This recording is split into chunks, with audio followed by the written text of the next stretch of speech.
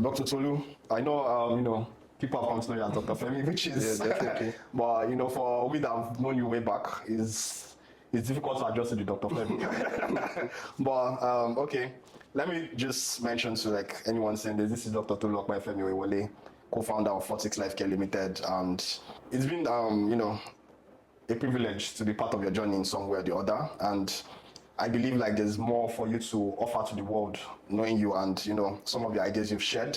I won't feel like I need to know more of some of your ideas, your vision, and the world is not ready for what you're bringing, if you get what I mean. Or let me start with Nigeria. Nigeria is not ready for what you're bringing, but Nigeria is going to have to adjust. So yeah. And I have sets of questions, of course, to guide our conversation. This is not an interview. It's just something to guide our conversations so you can touch, good points, pillars where we need people to know more about the good works you've been doing. I think you've been on the ground for a very long time. And, there are a lot of noisemakers now. Yeah, true. Right? And I just thought this is a perfect opportunity to actually bring your good works to limelight. I'll Christianize this a bit. I'm a Christian. Let your light so shine before men, that they may see your good works and glorify your Father which is in heaven. So let's stop doing the underground. Let's bring the real impacts people to the limelight and share, enlarging our sphere of influence. So I would just ask to tell us a bit about your background, where you grew up, and what your early influences were. Thank you. Okay. Thank you very much for this opportunity, actually. My name is Dr Femi Oyewole Fortune. It's quite a mouthful, actually, but a lot of people call me Dr. Femi. The funny story is that one day during my internship as a doctor, my mother came to the hospital. I'd forgotten what she was looking for, actually, to be fair. And she said, "I'm looking for Dr. Tolu." And everyone was like, "There's no Dr. Tolu in this hospital." And then she was like, "The guy that drives the blue car." It was like, "Dr. Femi." I said, "Yeah." So I'm used to being called Dr. Femi, but I actually like to be called Femi, actually. That's because I've spent 10 years post graduation as a medical doctor, actually. I transitioned from clinical roles to non-clinical roles in a couple of ways. So basically started, obviously, seeing patients, which was something I loved doing, especially mother and child. I always say that my training was crude in terms of where I worked. I didn't work in fancy places, which basically shaped how I do healthcare right now. I worked in places like in the suburbs, basically. I don't want to mention places here. In the suburbs where things were not properly ideal, but you had to make it work. Do you understand what I mean? So that basically shaped, but what also shaped why I moved out of, even though, yes, I enjoyed it, to be fair, it was stressful, but one of the things that shaped why I moved into non-clinical roles was basically because I discovered that there was little I could do as a clinical person, that those behind the systems determine what that I can actually do as a doctor. Do you understand what I mean? So, for example, those who provide the funding determines what I can actually do as a doctor, so how I can help a patient. So funny story is that some state government I was working with, I was like, you have to be careful mentioning, we'll tell patients free healthcare, right? Then the patient walk in and there's nothing. They don't come in with anything. So just imagine a woman who has, I can remember this story very well, IUFD, intermittent fetal death. Basically, yeah, exactly. Now the patient, basically the woman was pregnant, the baby has died in the womb. Not a problem, really. You just need to bring the baby out, really. That's all you need to do, right? Deliver the baby the normal way, right? Only that she's going to deliver a dead baby, right? And imagine that kind of patient coming in with nothing. I remember that she came in with, the only thing in her sack, and this is not an exaggeration, was 3 wraps of echo. Wow. No, so as a doctor, what do you want to do for that kind of person? Add no gloves. So these are things that basically, that's how my career transition has been. So for me, I've worked around a lot. I've worked as head of sales and marketing in multinational hospitals. I've also worked as in the insurance field as well, as you are familiar with, to basically the topmost insurance company in the country. I've also worked as chief operating officer for a multi-specialist hospital. Obviously, I co-founded Fortics Life Care, and right now I also work as senior operations manager in the UK as well. So basically, I've gone around a lot of non-clinical roles, which basically my background, where I grew up, basically I'm an Ibadan boy, but I'm from Ondo, but basically I grew up in Ibadan. I was born in Lagos, but I grew up in Ibadan. Ibadan is home for me. University of Ibadan as well. My early influences, basically, was definitely not Ben Carson. Well, it was definitely. I might still have gifted hands, but definitely not Ben. Because I mean, any influences I would say, to be honest, would be church and family. To be honest, I would say church and family would basically give me direction as to how you want to live your life in terms of impact, in terms of compassion, and in terms of passion, as it were. Do you understand what I mean? Like compassion and the passion to actually do the right thing. So, yeah. Yeah, thank you. So, when you were sharing all of these things, to be honest, I held back from doing this conversation.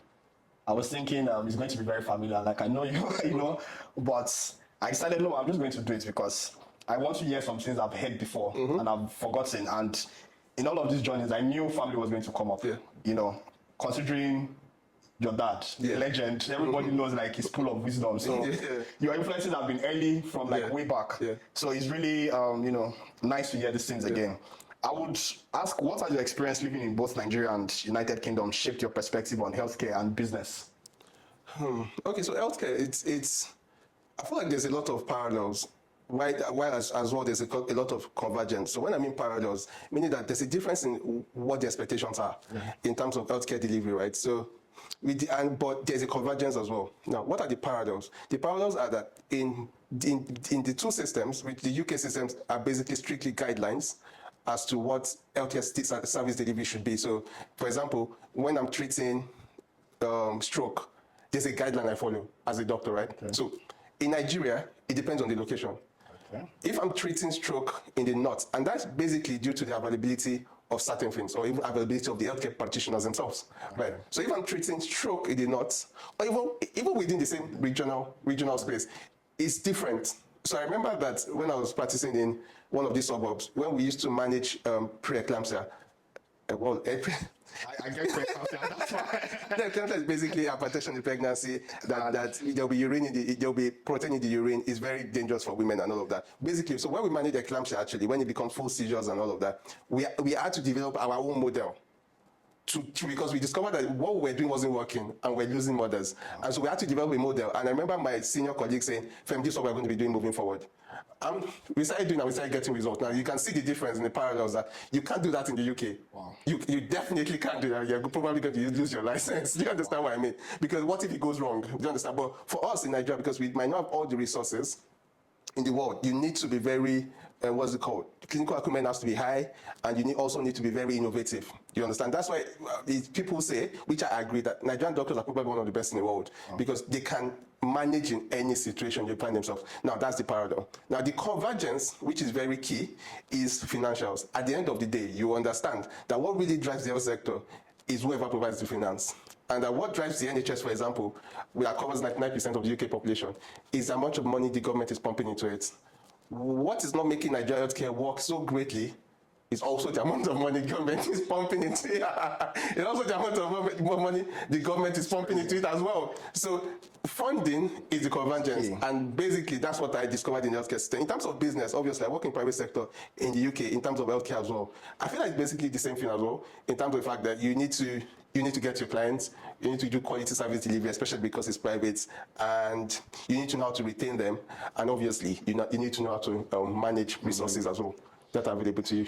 I like the honesty of this conversation because funding, they say, and healthcare, I know people see healthcare as a pious something, like, why are you mentioning money? Like, you see reactions on social media when they say, doctors were trained, we are charging too much, we were trained for free and everything, and a lot of people don't know these stories, like the grassroots, that you need like money to make these things work, if you get what I mean. So I like the aspects where, as much as there are nuances to the conversation, we mentioned location, funding is still key. I wanted to ask if you can share something a little bit light about the preeclampsia story. Was there a practice, the particular practice, the chief came up with? Yeah, okay, so it's, I'm not sure the general public will understand, but maybe the doctors would. So what we used to do in normal management of eclampsia, so basically that's when the seizures is basically started, was to give mag sulfate, basically, magnesium sulfate, sorry.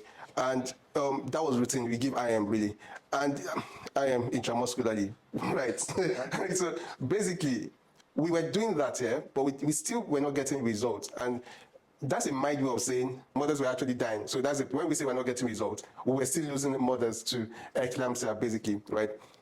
But at the end of the day, so I remember that, I don't know what he thought about, but he thought about the fact that maybe beyond just the eclampsia, there was an increased cranial pressure as well, for whatever I thought it was. And so for one of the cases, he decided to give mannitol. Okay. And then we discovered that the seizures ceased immediately, and that mother survived. Oh. I was like, oh, is there an increase in intracranial pressure alongside this issue? And as a foolproof, we started giving mannitol, obviously in very regulated doses, because obviously mannitol is also not a medication you mess around with. It's a fluid, yeah, because obviously it can also basically fry the brain, because what it does is basically absorbs water from the brain as much as possible, because there's a lot of fluid in the brain, so it tries to take it out, right? So it's not something you just rush through, right? It has to be regulated doses, it has to be given carefully, and that's what we started doing, basically. Wow. And we started getting results. We stopped losing mothers to eclampsia. But to be honest, I've not done that anywhere else. I wanted to understand, because for now, I really did not understand.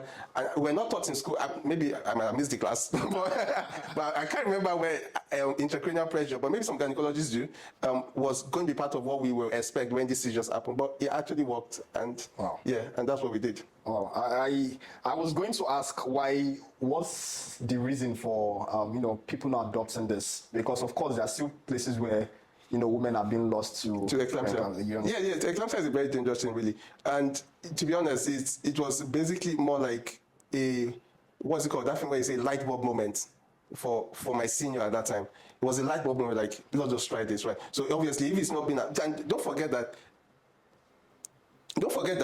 basically, like I said, I don't want to speak on the general terms, right? I'm being careful, right? But I'm not sure that we have specific guidelines into managing certain things, just the way the UK has specific guidelines, right? So you can't expect that every hospital or every practitioner in the country would always follow the same guidelines in managing different things. As a matter of fact, I've gone around a lot. I've gone around Nigeria in terms of healthcare. I've been to the north, I've been to southwest, southeast, a lot of hospitals, and everybody manages patients the best way they think they can manage. So the fact that they're not adopting it means that they probably have their own way based on the data they have received and based on the result they have seen of managing situations like that. Do you understand? So that's what I'm saying, that unlike the NHS, where there's guidelines which are reviewed periodically based on data as well, of course. So if this guideline is working and it can be better, or it's not working anymore, they can basically review, and you need to be up to date as a practitioner. So there are appraisals, they do a lot of appraisals, they do a lot of, my wife in all of this, she's a medical doctor there, exactly, but I work in private, so I don't deal so much with the NHS, they do a lot of appraisals, I'm sure. They do a lot of performance reviews. They do a lot of catch-up courses. Even for me as an admin person, I actually do a lot of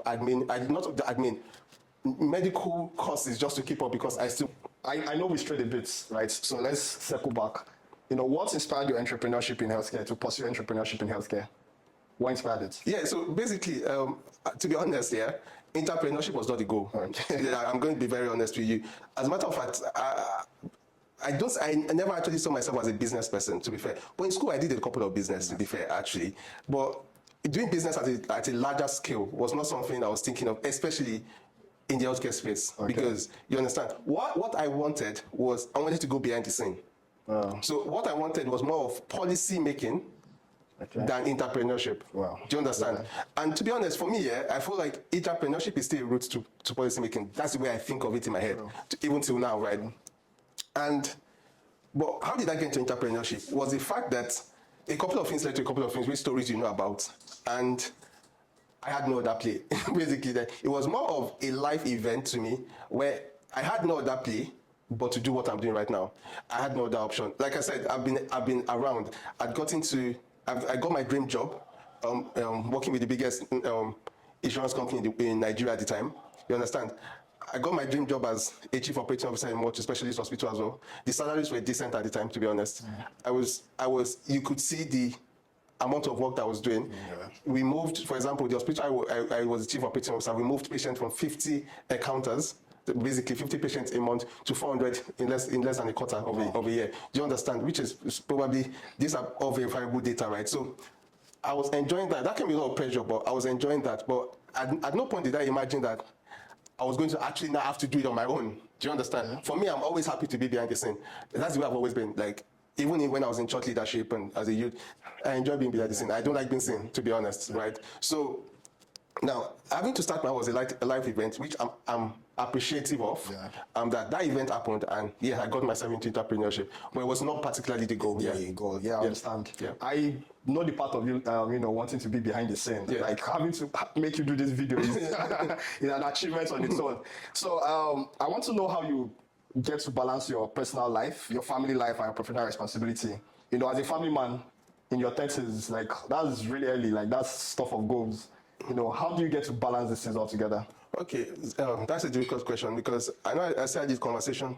So obviously, I had my anniversary not too long ago, and I remember. Congratulations! I know of it. Yeah, Congratulations! Thank you. And I remember that we were sitting in the camera, my wife here, and we're having a conversation, and I told her that, see, I'm still trying to find a balance, and that I know that I might not be perfect at the moment because there's a lot of moving parts at the moment, and it's difficult to find a balance if you do what I do, especially because you are in a building phase. And I'm not there yet, right? So, but what I try to do now, secondly, I always say that work is life. And so those around me know that I have to always work. Like, everybody knows that. Femi has to, sorry, I call myself Femi now because that's what people identify me as. Femi has to work. I take so much pride in my work. Do you understand? So, but what I try to do is that my theory about life is that a part of you suffers. So you choose what suffers. Okay. So either your personal life, your work life, your family, and you divide your family into two. Your family as like your wife, your children, your extended family, and your social life. Yeah. And when social life also, you divide into two. Social life as to entertaining yourself, your friends, and also social life as to impact. Now, these are 5 things, basically, or a couple of things, right? One of them has to suffer. So what suffers for me is my personal life. Which is bad, which I don't encourage anybody to do. But at some point, you need to make that decision. I put myself last so that everybody else can have me. That's what I do. Because that's the only way I think I can cope. Because I can't put my family last. Definitely. I can't put my extended family last. My parents, my brother, that's not going to happen. Yeah. My work, I can't put it last because that's my pride. Exactly. And everything else depends on it, right? Yes. Impact has always, you know me, right? When I was in Teens Church, I was leading over 400 teens. Impact has always been what I live for. You understand? So I can't put any of those things aside. The only thing I can put aside is me. So the truth is that I sacrifice myself, hoping that one day, when I'm done building, if God allows me to build this to some point, I'm able to bring myself back. Yeah. Do you understand? And that's if I've not lost myself too much, right? But that's basically how I've been able to balance things. So that's why everybody seems to. So if I ask my wife, I think she's happy with me. I think so. When you call her, I guess you're happy with me. I think my parents are definitely happy with me. I think so too.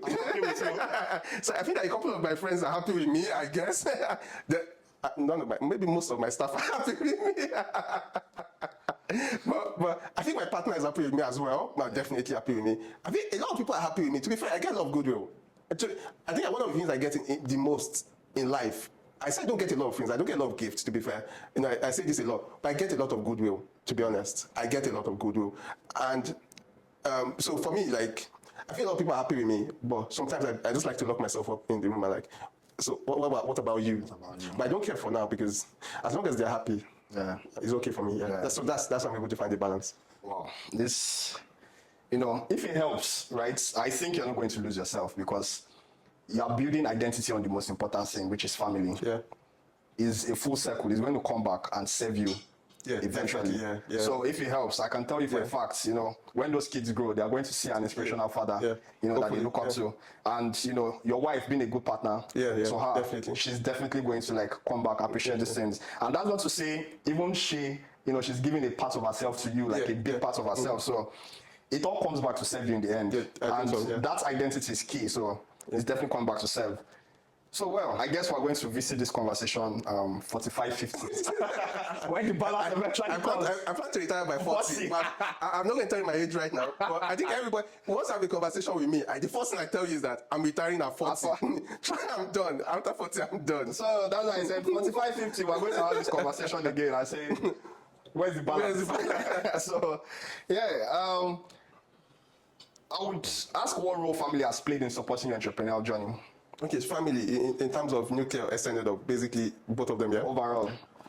Okay, so to be fair, I think that I probably have the most supportive wife in the world in terms of what she allows me to, the amount of time that she's basically supported my dream, even when sometimes they're crazy. Really. Well, definitely displaying a picture like where this comes out for special recognition. Yeah, so basically, because obviously I need to travel a lot, and that comes with the fact that you need your woman to be secure to even allow you to travel to do certain kind of things in terms of ensuring that the business grows and all of that. And when the chips are down, obviously it's business. It's not always going to be. It's not always going to be great every time. There's always a shoulder to lean on. Secondly, is the fact that in terms of the home fronts, there are certain things I don't need to worry about. For example, our financials. Income runs everything, basically. And I think that over the last 5 years of marriage, to be honest, over the last 10 years of being together, she has always run our financials, right? Yeah, she has always run our financials, right? And in 5 years of marriage, sometimes I'm like, I don't know where we'll have been in terms of our financial success without her actually handling it. So she's able to take certain things away from me, which helped me to actually focus on what I'm building, which is vice versa as well, in terms of what I'm able to do for her, so that she's also a business person. I'm sure you know that she's more of a social media person, and she's doing well in that space, right? And obviously, I'm able to take a lot of things away from her in terms of home chores, house chores, and all of this kind of things. So, extended family has been extremely supportive. I remember that when we were starting the Ibadan clinic, my mom and my dad were there, ensuring that things were being done properly. My brother, obviously, always checking in, and like, obviously, he's a member of the board as well, and obviously, beyond just being a member of the board, for him, it's not just about being obviously a member of the board in both companies, to be honest, because FGP, he has a big part to play, well, obviously, because it's family business as well. And also, FLC is not a family business, but he's a member of the board as well. And so he provides a lot of support, a lot of advice, you know. And because of his experience in corporate, in terms of project management and all of that, I'm able to like what's going on with this. Yeah, exactly. And he's able to guide me as to process flow and all of these things. He's quite intelligent. He has 3 masters. Obviously, you know that. That means he's extremely intelligent. You know, so he's always someone that you really want to go to and have nice discussions with. So it puts you into perspective. So yeah, family is very supportive. Like when I'm really down, it's one of the things that you want to be able to do is to be vulnerable, especially when you do the kind of things that you do. And so I'm able to be vulnerable to them, and which is something I don't take for granted, because once I'm vulnerable to them, they're able to bring me back up, which is what I always need. Awesome. Also, I particularly liked the part where you mentioned your wife. You know, I think we have this common, one of our favorite rappers, Rich. He said there's something about empowering the woman. I think he said something, I can't remember the words he said after. There's something about empowering the woman. You just, you know. Yeah, I remember that line. It basically was like, once you have that woman like behind you, like you're good. So much power in empowering the woman. Yeah, yes, there's so much power in empowering your woman. Basically, like if you empower your woman, you too basically are making yourself a king. So that kind of thing. That kind of thing. I remember. Ibadan to Lagos every weekend, Rich 32. SDC, you have to meditate on Red 33. You have to meditate on Red 32. Funny enough, the title of that album is Upon Reflection. Upon Reflection, you have, to be honest, you have to meditate on that guy. You have to really meditate on whatever he was telling you at that time, really. The things like precious make diamond. You have to meditate. You have to meditate. But man, Rich, if you see this, we miss you. I think I will shout out to Rich, though. Shout out to Rich, man. Well, anyway, so let me go into your professional achievements. Can you walk us through the journey of founding your healthcare management startup? That's Fortics Life Care. I think that's where you start from in terms of healthcare business, and challenges you faced. Also, we need to know how you overcame those challenges. Okay, so obviously challenges never end. Basically, I'm still facing my challenges right now. Well, but but how did we start? Basically, we started to. I always say that I probably started my business with the lowest capitalization in the world. Because like I said, we started the business because we didn't have a choice. Do you understand? I remember I told my partner. I remember telling my partner, "Bro, we don't have a choice." Do you understand? I know it was one of the. I don't talk about it a lot. Like I don't tell people a lot of this. Obviously, I'm not going to tell this on the interview. What led to starting the business, but it was one of the lowest point of my life, to be honest, and at the point where we're going to start the business. And I feel like some of the issues I have with my personal life came from that lowest moment, right, in terms of my mental health and all of that. Obviously, I don't have mental health issues, or maybe I do. But basically, we started the business, and we started with very low capitalization. But don't forget that the multitude of experience and multitude of counselors, it's difficult to make mistakes. And one of the things I do the most, is to rely on listening to elders. And so I remember that when I started the business, right, obviously, I brought in a lot of experience. I brought in a lot of network, which I built over the years, and it was kind of straightforward because we're not starting from ground zero, to be fair. And when I'm going to divert a bit because a lot of times, and this is just for younger people here, because I feel like young people don't have a lot of people who actually tell them what it is and what it truly is. So I'm not going to come here to tell you, aside from ground zero, bro, I didn't. Well, Yeah, do you understand? Like, because I had the network already. Sure. Do you understand? I had the network. Yeah, the capitalization was not great at all. But I was also very lucky not to be able to pay my lease for 6 months. Just to allow the business to grow. It was Dr. Bulu shout out though. Do you understand? It was that magnanimous. So meaning that I had almost, even if I didn't have so much capital, I had 6 million for free. Because I didn't have to pay lease for 6 months. As a matter of fact, he was happy to extend to 1 year. Wow. I told him, give me 6 months first and see what happens. Wow. Do you understand? So people like this give us hope in yeah, exactly. Yeah, so Yeah. that was a very nice guy, really. And beyond the lease as well, I had a network of friends, obviously. I worked in the insurance space. I'm like, guys, I'm doing my stuff. Let's do stuff together. Obviously, I knew what the problem was in the industry. Yeah. And what was the problem? Two problems was that hospitals couldn't find funding. HMOs couldn't find hospitals that were ready to accept what they were ready to give. So what I just basically did was, I'm ready to accept whatever you're giving me, right? Yeah. I would make it work. Now, it didn't make sense at that time, right? Because the tariffs was crazy. Yeah, you're familiar with it, yeah. And my billing officers right now, till now, they're probably wondering, Femi is crazy. Do you understand? Like, because of the kind of tariffs I work with, right? But when I started the business, the mission was very simple. I'm not promising you world-class healthcare. Yeah. I'm promising you decent healthcare, which basically means you have a sickness, it goes simple. Yes. Do you understand? Which was what I thought. Luxury. Yeah, I'm not providing luxury.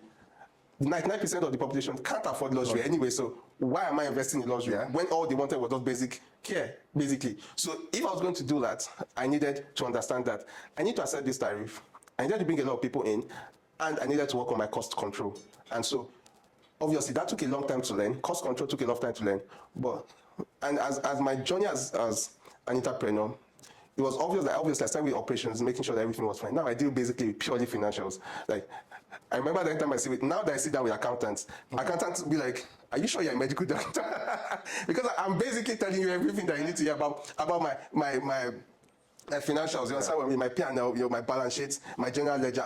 I'm giving you, like, basically because I had to learn it. Because obviously I didn't have money to employ a chartered accountant. So literally, You had to learn. I had to learn the accounting software myself. And even train the accountant that work with me right now. Do you understand? That's what I had to do. Wow. So basically that's what I had to do. And for me, it was quite a challenge really, because starting business with low capitalization, with a lot of uncertainty as well.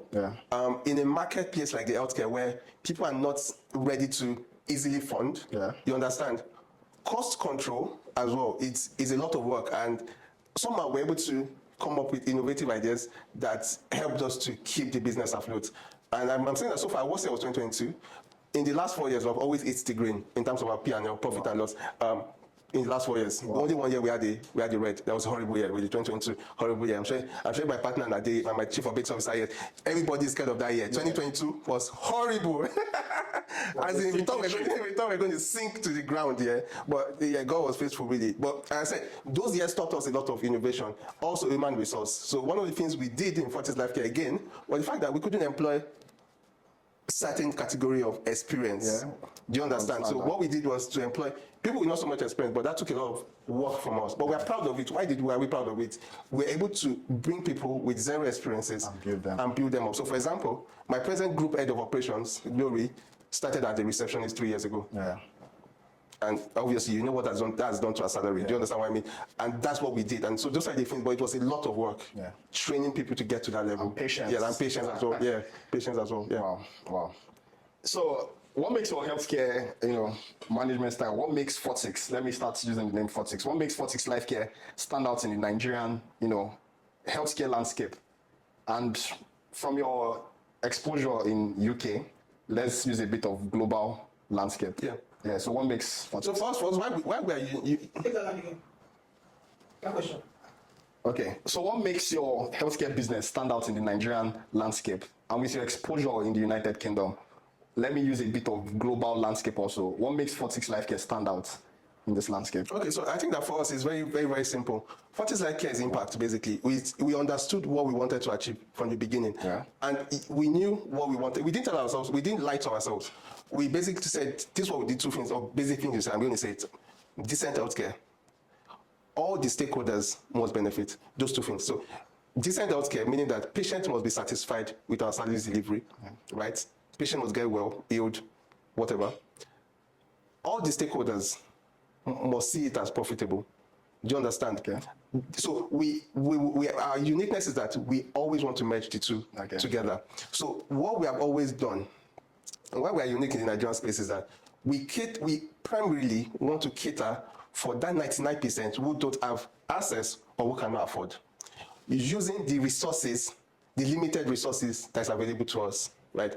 And even though that model is very difficult, we have a team that's ready to make it work.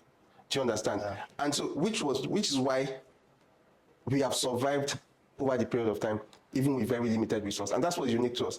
You can see that within a period of time, if you do your research, a couple of facilities have actually closed up due to what's going on in the economic space, right?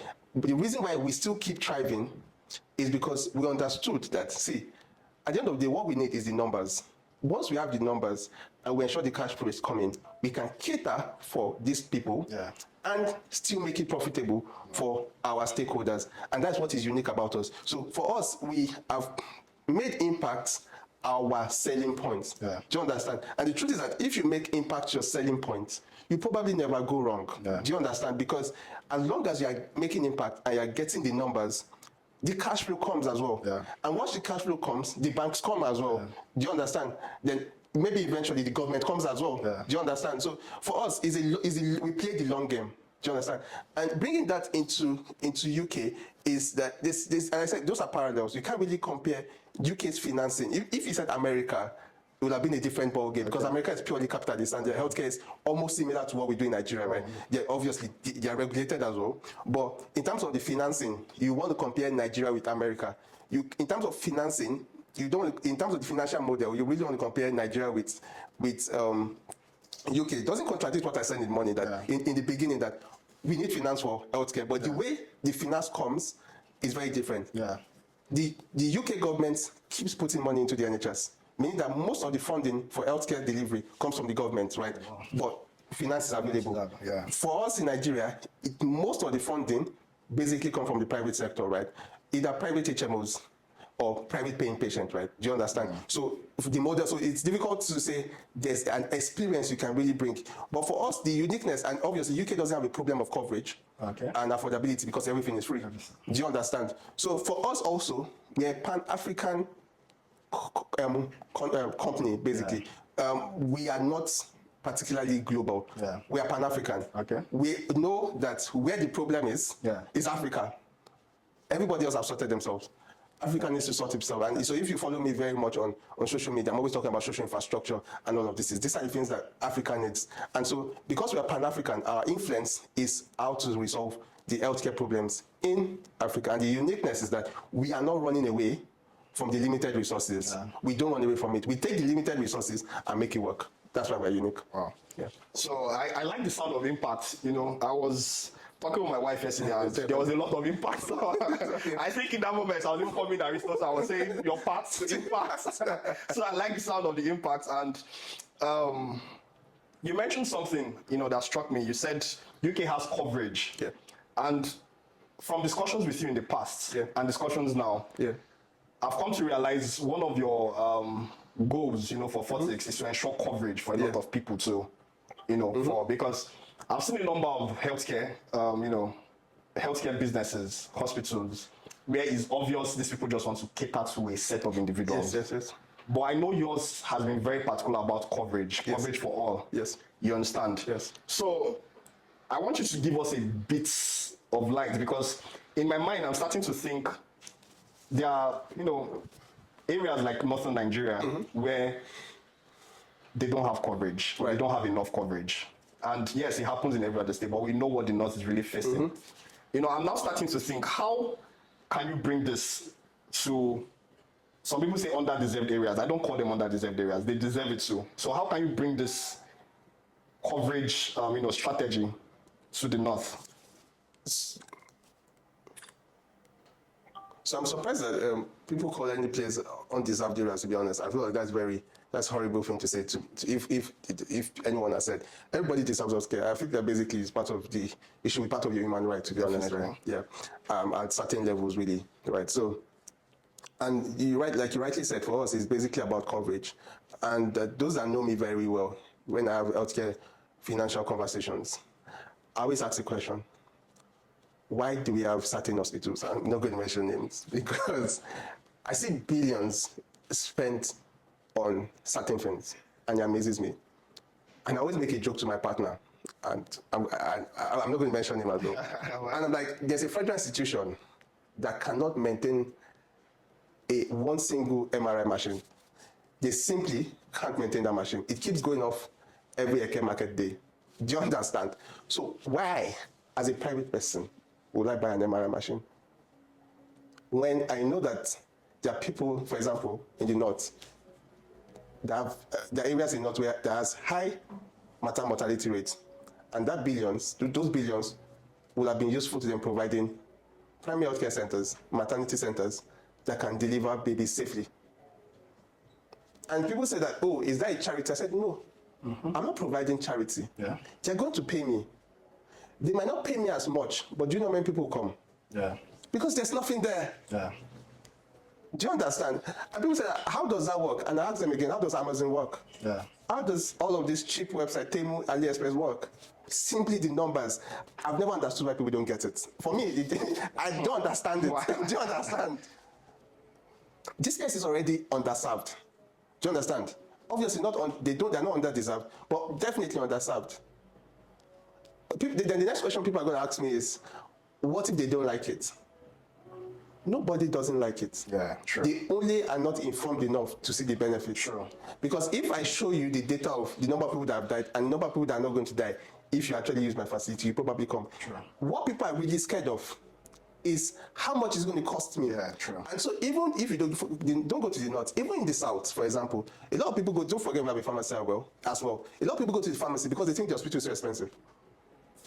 So the problem is, I don't think the problem, obviously there's a lot of awareness that needs to be created around going to the hospitals and all of that. But the bulk of the problem is, who's going to fund it? It's going to kill me. Do you understand? I remember I developed the model for your state. They tried it, but they didn't really get me involved. And the model was very simple. I did the maths. Get the market women to pay certain premium. Get a professional underwriter to write the benefits you get paying this premium. And trust me, the figures were amazing in terms of what we're going to take on in financials. And guess who's going to benefit the most? The market women. Yeah. So, like I said, the market women are basically the beneficiaries of this. But what are the worries of the investors or the guys bringing in the money, whether government, private individuals, or whoever is bringing the money, in terms of equities and whatever, whoever is bringing the money is not charity. It's not charity, sir. Trust me, it's not. Just trust me, it's never charity. As a matter of fact, it's never charity. There's always something. Yeah. When you see charity, sometimes actually look behind the scene. Yeah. It's actually not charity. Do you understand what I mean? Yeah. Like people get carried away with charity. Like, it's not really charity. If you actually look, there are very few people that do charity and it's truly charity. You understand what I mean? Sure. Yeah. Do you understand? So the truth is that it's not charity. The stakeholders are still going to make their money, but we need to, for example, Fortics Life Care is, as I said, it's Pan-African. Yeah. Obviously, we have had our test grounds in Lagos. We moved to Ibadan already. Obviously, we need to go. So for us, the expansion is over the next 5-10 years to get at least two things we want to have. One PHC, primary health facility, and a secondary health facility. That's our focus in every geopolitical zone in Nigeria. So for us, we've done two in the south. We are hoping to continue that in the shortest possible time. Awesome. Yeah. Awesome.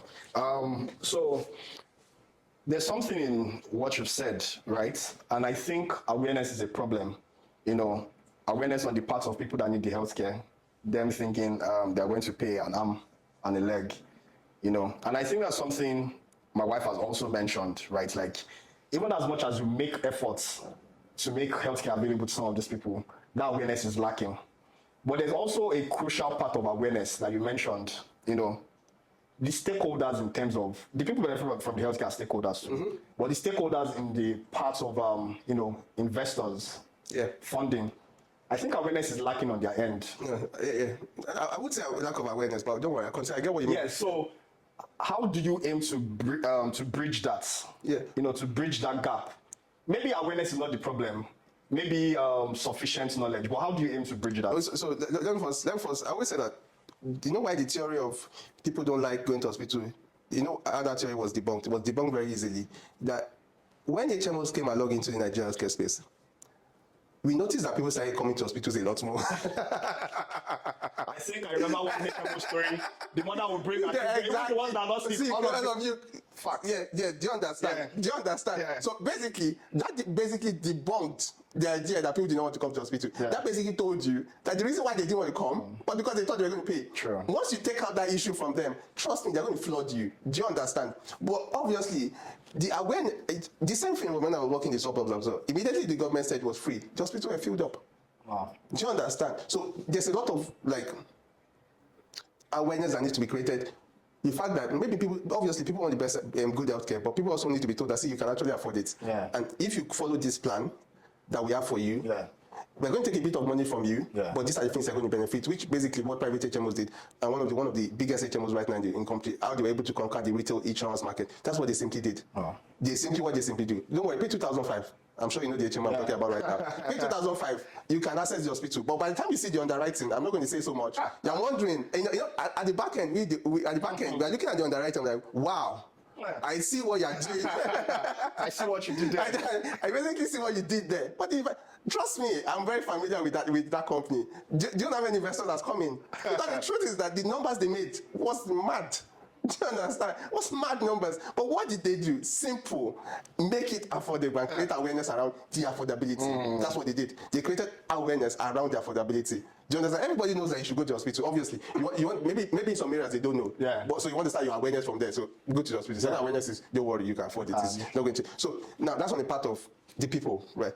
On the part of the investors, I don't think it's lack of knowledge. Is for them, it's turnaround time. Yeah. Do you understand? And also because they see healthcare as a social investment as well. So for them, the turnaround time is a bit longer. To be fair, maybe it's actually long. But even for us, we don't even offer long-term investments because we notice that investors are wary. Because the truth is that if you invest in a fintech, for example, 2 or 3 years, if the fintech is successful, basically what they do is this. Bill Gates or some of these guys give you $1 million, you carry the $1 billion. So you give the cameraman 100K. He has a brilliant idea to do some tech with cameras. Yeah. Give him 100K. Give Lukman another 100K. Yeah. Give your wife another 100K. Out of all of them, you've invested $1 million. One of them will do well enough to be sold at $5 million at some point. Yeah. In probably 2 to 3 years. Yeah. And then you sell the business and you get your money back, basically. So that's what they do. So even though you invested $1 million, this guy has probably wasted his $100 million. Look, maybe your wife is the only one that's able to make the $5 million when they're selling a company. I'm still getting probably 10% of that. Wow. Do you understand? Yeah. Or 20% or 30% of that. Do you understand what I mean? That's profound. Yeah, so I know if we are familiar with this. in the world of the great man Shark, I wasn't familiar with the game. No, we are familiar with the game. So the point is that you don't get to see that in crude businesses. When I mean crude businesses, where hospitals, things like maybe mining gets a lot of money actually.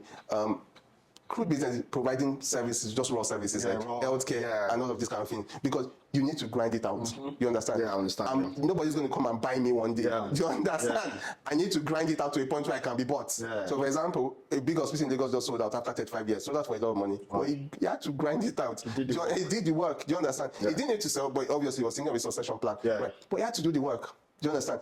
And so it just seems like, but they forget. Yeah. And I always tell my investors, obviously my present board members, that see, P&L is not your worry. Obviously, you can see the P&L is good. But if the cash flow is there, you will always get something. True. If you want to get it quarterly, yearly. Yeah. Because once we have the numbers, we can afford to give you something for whatever you have invested every single year. Yeah. We can actually do. Because the cash flow is there. So, obviously, the P&L is still there. But I can even give you a sitting allowance for coming to meetings. That's still part of the money that you invested. Do you understand? Yeah. We just need to increase our capacity. Yeah. So I tell my investors that, and also one of the things we even offer, we basically say, don't worry, give us, and there's one particular person that benefits from it a lot, does it with us all the time. Give us this money. will give you an interest higher than what the banks give you on your money. So maybe your fixed, what's the fixed rate in Nigeria right now? I think it's 12% on. I'm not very familiar. What's it called now? When you fix your money in the bank. It depends on the investment scheme you're talking No. Fixed deposit. Yeah, God bless you. Fixed deposit, 12%. I think it's 12% right now. They probably have raised it with the new interest rate in the country right now. But it's about 12%, 13%. Like last time I knew about it. I'm telling you, don't worry. Give me that same money. I'll give you 20%. Obviously, it's a risk, but give me a 20%. I'm going to give you 20% in a year. Because I know I can do it. Because I can afford the cash flow. So that's what we pitch to people now, because we know that people might not be invested in long-term investments and they want short-term goals. And a couple of people have done with us and they get their money monthly and they're happy. And trust me, they're always coming back to do more. And that's what we'll be able to do. So for investors, I don't think it's a lack of knowledge. It's more of maybe not lack of knowledge as to what the healthcare business is all about. Maybe there's a bit of that. But they're wondering what is the TAT, the turnaround time, or the return on investment, basically, and how long it's going to take. I think I'm going to take the 20% you mentioned as an example, because 20% is freaking high. Like, yeah, but we looked at our financials, we looked at our balance sheet, we looked at our P&L, and we're accommodating it. Oh, yeah. Wow. And when the accountant like, Femi, how are you doing it? I'm saying, because I have the numbers. Wow. Right? So this is what I always say. And I was in a meeting yesterday, and they were wild as well. And I told them that, see, one doctor sees 10 patients a day, right? If I have 25 patients a day, doesn't mean I'm employing a new doctor. So there are certain part of the business I can control. Do you understand? And it's a need to do basis kind of system in terms of cost it's an opportunity cost kind of thing, right? And or opportunity scale kind of thing. Do you understand? I'm not going to do unnecessary things. We are that controlled in terms of cost. We don't do unnecessary things. Do you understand? So for example, what I say is, for me to buy an ultrasound machine, I must see the demand for it. Once the demand is sufficient enough, so for example, I'm looking at the diagnosis, and we deal with a lot of data, and that's what is unique to Fortics Life Care. We are cloud-based, all our data is cloud-based. Oh, awesome. Yeah, exactly. Cloud-based system. We are into data mining, and one of the reasons why we want to expand throughout the country and Africa is so that we have a data problem in the country. Right? And so it's difficult to pick up areas when there's an outbreak very quickly. Yeah, do you understand? So for us, once we have those multiple centers, and because we are cloud-based, you can always know what is going on per time in every of the geopolitical zones. Do you understand? Do you understand? Exactly. So, like, we knew when there was a cholera outbreak. Do you understand? It was easy for us because we're into data. So when we look at the data, we know what is diagnosis. Yeah, from diagnosis. We know what is going on. We know where we should be pushing money into. So from the diagnosis, I know, like, okay, I'm seeing this diagnosis. Oh, now this is the machine to buy. Because I would have noticed that most of what they have been doing is refer those laboratory investigations to an outside lab. I'm like, okay, with all of these diagnoses that's happening, I can now get this machine. It's time to get this machine. And then I know that I can actually sustain that machine. That's what we do. For us, it's very intentional how we control our costs. Wow. This is... So I definitely knew this was not just going to be a conversation for the public. It was going to be a conversation for me, myself, because I'm hearing new things and I'm like excited. My endorphins are off the roof. Because, so let me just go to the next question. For you to share a story, an example that highlights positive impacts, Fortics Life has made on patients or communities. So let's circle back to impacts. Okay, so let's circle back to, but basically, I think that because we've been able to cater to close to 18,000 patients right now, which basically within a geographical area where they will have not had access to it, basically, because obviously our first base was in Lekki, and the people who were able to accommodate in Lekki are people that wouldn't have been able to afford the kind of hospitals that were available in that place at the time, right?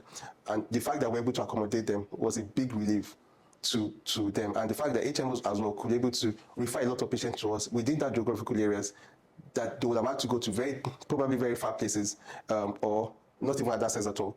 But the fact that we're present there, we always make a joke that some of the HMOs will probably refer patients from Benin Republic.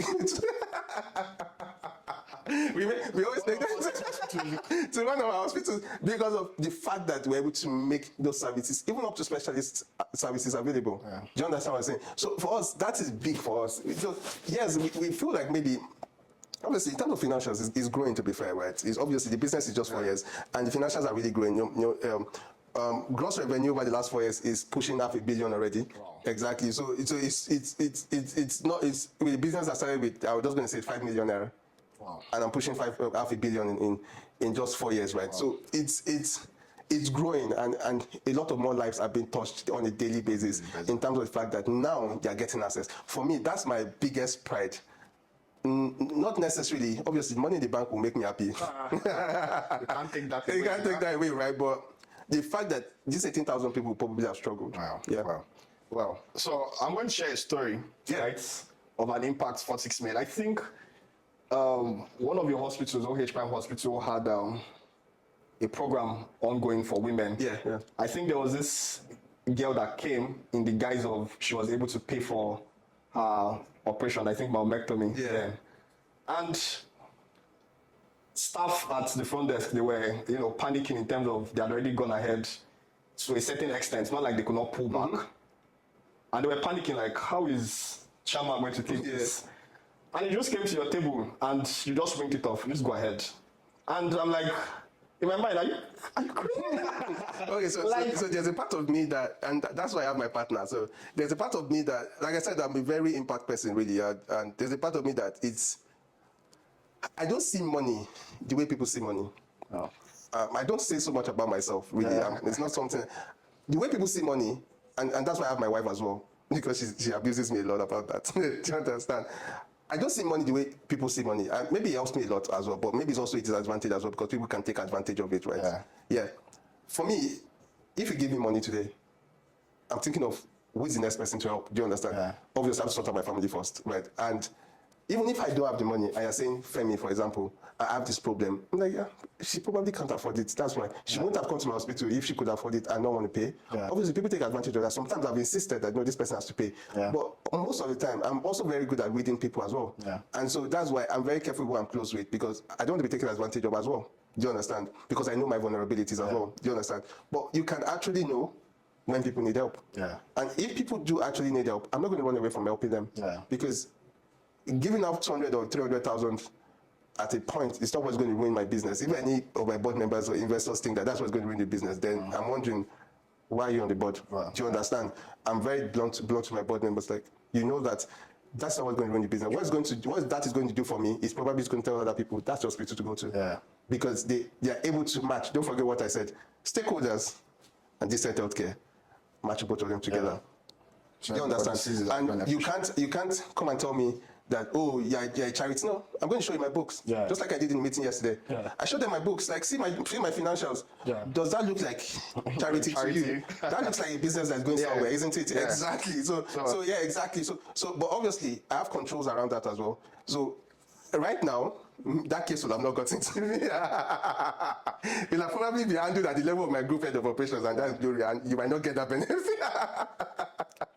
So you might not get that benefit anymore because obviously, as you grow in the business, you basically get out of a lot of granular operations. I was still very much involved in granular operations at that level, but obviously, doesn't mean that even Glory is not trained to know when to let certain things go. True. And they still run a couple of things by me when it comes to those kind of cases. To be fair, Yeah. Wow. Awesome. Well, my next question. Yeah. You won't believe where I'm going to. Food baskets. Food basket. Food baskets. So someone here is hearing food basket, and what's food baskets? Well, food basket is one initiative you came up with that year. I know I was involved at the time. I actively shared food with one of these guys, and wow, it was unbelievable. How much people need daily food, daily living, and for you, it's like that's the least you could do. So that was why you came out. But I want to hear more of the story. I want the public to hear more of the story. Of the initiative of sharing food to the less privileged. What inspired this cause? I think that you have forgotten most of that story, to be honest. I remember that we were both driving. Obviously, I was driving and we're coming back from. They didn't want me to kill you. Yeah, we're coming back from Ibadan. And on the radio, somebody said, we're listening to the news or something. And I heard the crazy statistics about feeding, about people not being able to eat. It was crazy to me. Like, so let me just track down. So when I was in medical school that year, when we go for ward rounds, then they ask people to do certain tests, and I hear things like, oh, they have not done the test, and they'll probably say the test like 2K. In my head, to be fair, I'm going to confess, I'm like, how can you be so irresponsible to have 2,000 naira?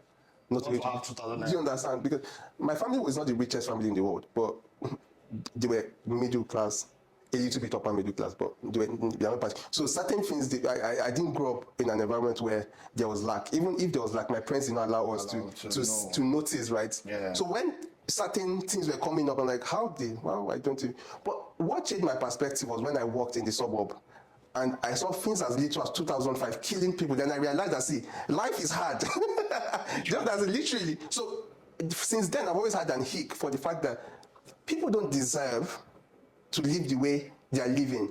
You can't, the disadvantage to you cannot be that you don't have the basic right, cannot be because you were born in a certain place. Yeah. Do you understand that the fact you were born in a certain place has now made that your life journey for even the most basic thing should be difficult? I always had that problem. So I remember that I had a statistic, I can't remember, but that statistic threw me off balance. Like, how is this amount of people not being able to feed themselves? Do you understand? And I remember that at that time, everybody knows that, not everybody actually, I'm obsessed with shoes. Do you understand? Like, I probably have like 90 pairs of shoes, and I'm probably counting more. Do you understand? And I knew how much it cost me to buy a shoe. And I asked, like, how much does it cost to provide a meal? Yeah. And I did the math. And I'm like, so with just one shoe, I can feed this number of people, then to hell with the shoes then. Yeah. Do you understand? Then to hell with the extra shoes then. Let's start feeding people. Yeah. And shout out to Lukman, really, is being the one helping out with food basket, really. And so on a weekly basis, we have to feed between 10 to 20 people, which we obviously, have we increased it, Lukman? It's 15. Yeah. So we're on 15 right now. Yeah, exactly. Yeah. So 10 to 15 people right now. Every single week, we provide a meal for them. And we've been doing that for close to 2 years right now. Oh. And that's what we've been doing. And we plan to expand it next year because for me, it was just the fact that sacrificing buying a shoe to make sure one person gets a decent meal, because we try to make sure there's a decent meal. Yeah. Was more satisfying than wearing that shoe. Do you understand? Oh. So and it wasn't something that I wanted to be a face of.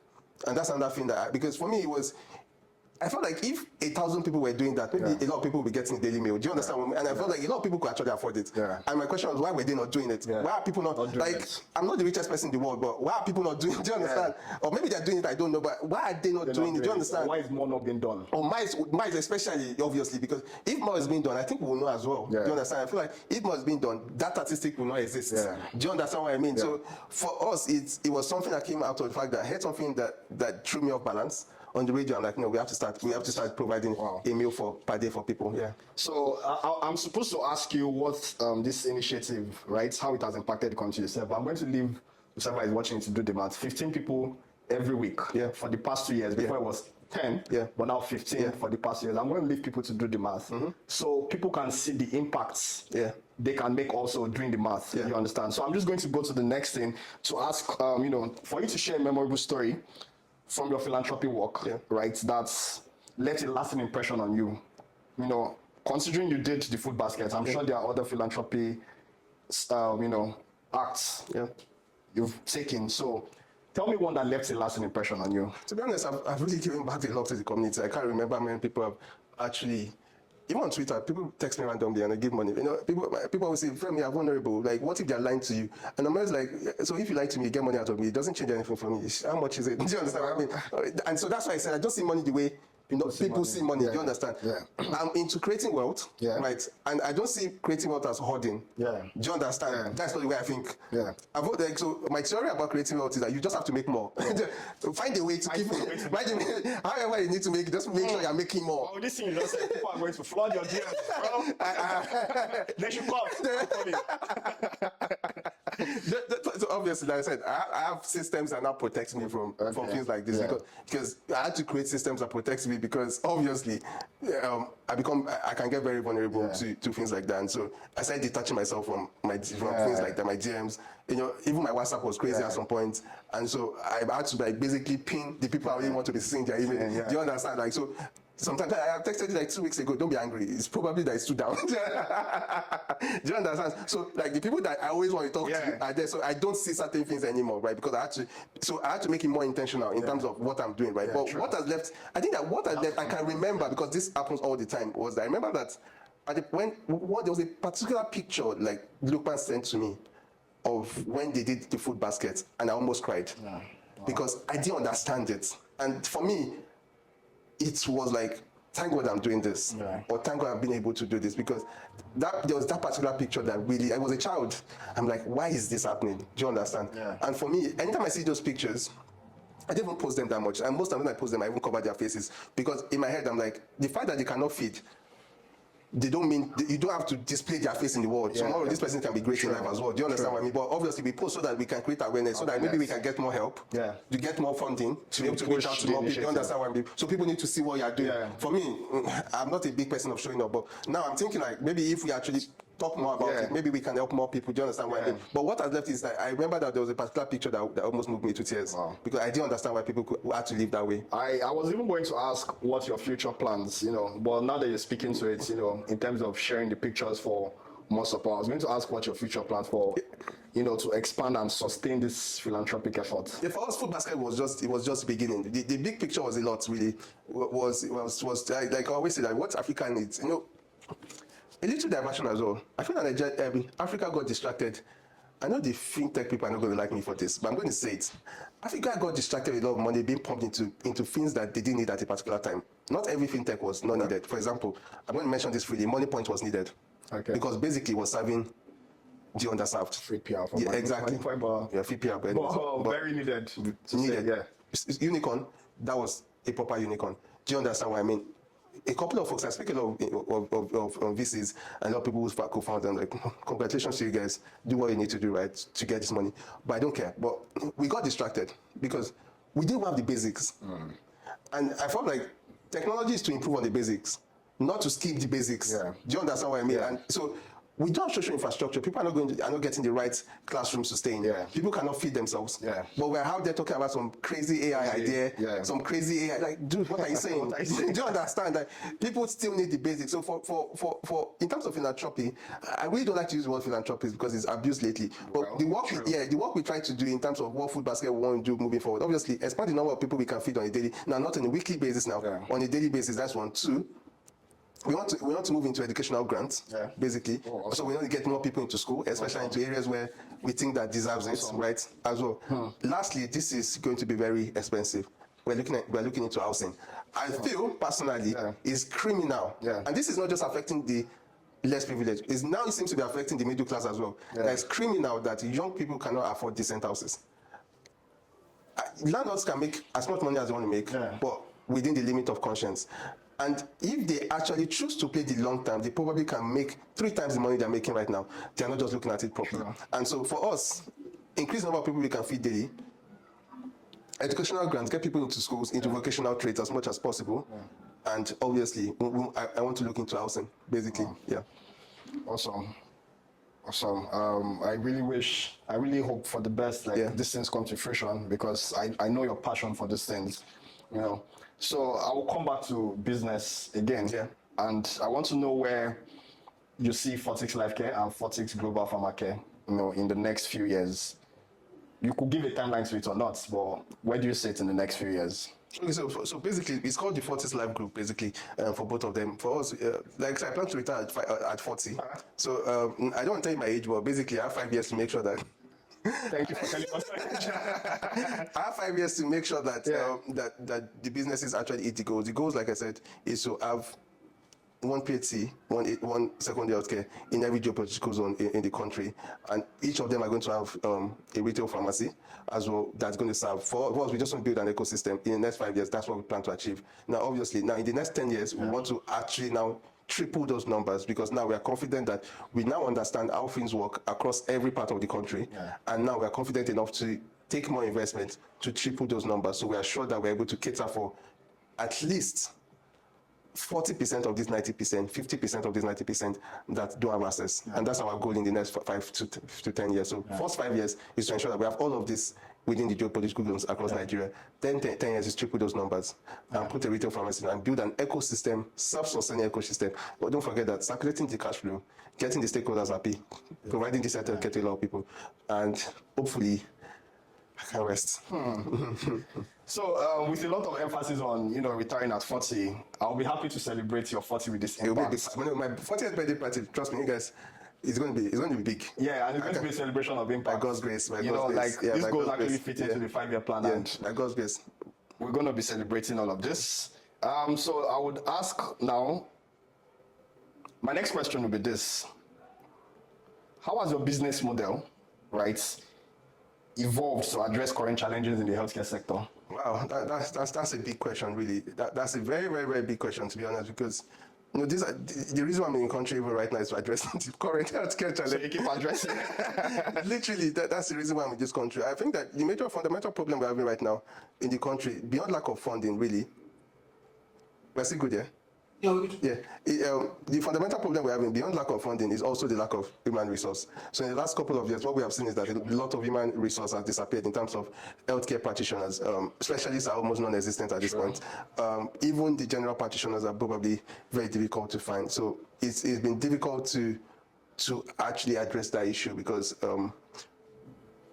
there are fine lines in terms of regulations in the country, right? There are very strict ones that we know about, but there are also places where there are gray areas as to what you can actually do in terms of addressing this problem. Right. And also one of the things I noticed was that because there are no associations, for example, there are associations, but they don't work, and that's the truth. I'm going to call this out. For example, the Association of Private Hospital Owners, what are we doing? Yeah.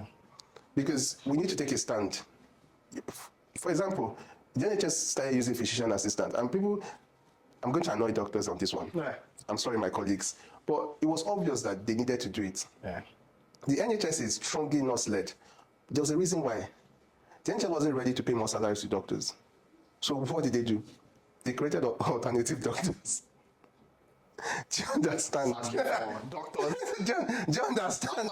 After my 6 years, 7 years. Then some guy goes 2 years and can do what you do. Now, as an entrepreneur, that was a brilliant idea. Do you understand? Why not? As long as patients are getting decent healthcare service delivery. Do you understand? So the challenges right now and what we are trying to see is how we can probably copy that model. Do you understand? Yeah. Because we can't control the Japa syndrome, really. Sure. And we can't blame the Japa syndrome as well. Doctors deserve a decent salary. Yeah. The present ecosystem in Nigeria can't afford it. True. That's the truth. What doctors should get, the present ecosystem can't afford it. We can't simply meet up with it. Do you understand? Yeah. So if the Japa syndrome it has to exist. Now, the problem is now that you have few specialists, you have few doctors. Now, what will happen in economics is very simple. Reduce supply, then that immediately increases demand. And what happens when you have increased demand? Prices go to the roof, meaning that doctors will now start charging more because there's very few of them. Can the ecosystem afford that? No, we are going to collapse. Yeah. So a lot of hospitals are having issues. As a matter of fact, you should be very careful when you go to hospitals nowadays. Wow. Do you understand what I mean? So we need to take a stand. For us as a business, obviously, we'll look at the guidelines and see what we can do in terms of bridging the gap of healthcare professionals and the available human resource that we have. That's one. In terms of cash flow, we're trying to get more investment. So as I said, one of the issues that we have as well is the fact that we do a lot of insurance patients, and obviously they are always delaying payments. So for example, you don't get paid in 3-4 months, which obviously affects operations a lot. So one of the things we're trying to do is to raise funds to have an operational financial base, basically. So for example, if I'm just giving for example, these are not my statistics. So for example, if it costs me 2 million every month to run the hospital, right? I'm thinking if I have 20 million sitting in the account, I can run the business for at least 10 months. Okay. But don't forget that money will keep coming back because the HMOs will be paying me. So that means I'm just revolving. The money is just revolving. So that's one of the things that we're also trying to raise as well to face the current challenges, because obviously HMOs are struggling with premiums and all of that, and with payment and as well. So for us, we need to create a financial operational base, and we need to get some funding for that as well. For the healthcare practitioners, we're looking to be able to find a way within the guidelines on how we can bridge the gap as much as possible without going against any regulations, right? Just to make sure that we're still able to provide decent healthcare to folks and all of that. So basically, those are the two major challenges we're facing right now. Those are the two, and that's why I'm saying back in the country, because one of the things I've adapted from the NHS is what I've learned over the years is at the end of the day, you can't shy away from guidelines. You need to at some point put in guidelines, and that way your system is not so is flexible within a structure, meaning that, for example, in certain parts of the north, if it's a truth that is there, she can always follow the guideline that will still lead to patient safety. It doesn't necessarily have to be a sitting doctor. Do you understand? Because what they can afford there cannot be what the doctor is asking for. But that guideline is there. So he or she looks at that guideline and still delivers patient safety. That is what NHS guideline helps you to do. Is that detail, trust me. The NICE guideline is that detail, trust me. So that is what I'm looking into. So Fortics Life Care wants to create its own operational clinical guideline that guides major treatments that will now be followed across all our hospitals and facilities across the country. So that gives us flexibility within a structure. So watch out, guys. Fortics Life Care is coming soon, because these are things you do not know about. Fortics Life Group, is coming to create that impact we have been looking for in Nigeria. I was going to ask you what you would like your stakeholders to know about your vision and leadership, but I think you've pretty much covered it. And I would just say, what advice would you give to stakeholders, in the healthcare space? I think that for me, that in this healthcare space, stakeholders just need to be open-minded into what they are willing to give to the healthcare sector. To be honest, we know that it's social infrastructure, right? We know that it's the long game, right? But eventually, you are winning on two ends. You win financially, and you also win in terms of what's the right word now? In terms of morality, to be honest. And I would say that every society has its level of corruption, to be honest, right? But what makes us different from certain society is the level of morality. You understand? Meaning that even in certain corrupt societies, the morality is still there. So it helps people to still live decent lives. Do you understand? So for me, I'm like, we know that certain people have the money, and be open-minded, because in the long game, you will still make the money, and you will still appeal to morality, because you're actually helping humanity. You can't, to be honest, at the end of the day, why are we making money? Do you understand what I mean? So for stakeholders, be open-minded, basically. Just simply be open-minded. It's especially when you have people who actually understand this system. We've been around, so we know. I don't speak too much about myself, but the truth is that if you sit down with me, you will know that I know. Do you understand? Like, we had a meeting yesterday and they knew that I know. We have been around. Do you understand? We have been around, we know. Do you understand? So if you identify people that know, obviously not just me, a couple of people as well know as well, then you really want to bank on these guys, and we will definitely deliver. So, at the beginning of this conversation, I should have called you an impactpreneur. Not an entrepreneur, because you're all about the impact, which is really great. Not like I'm not like I'm not aware, but like I told you, this conversation is also for myself, and it has opened up my mind to like new things, new perspective, or additional perspective you've gained over time. Well, this is personal questions to know how you unwind, how you recharge and unwind amidst, this your busy impacts. My schedule can be busy. How do I unwind? My wife will probably not like this. So basically, why I do is basically, I enjoy my solitude, to be honest. I think she's noticed it a couple of times.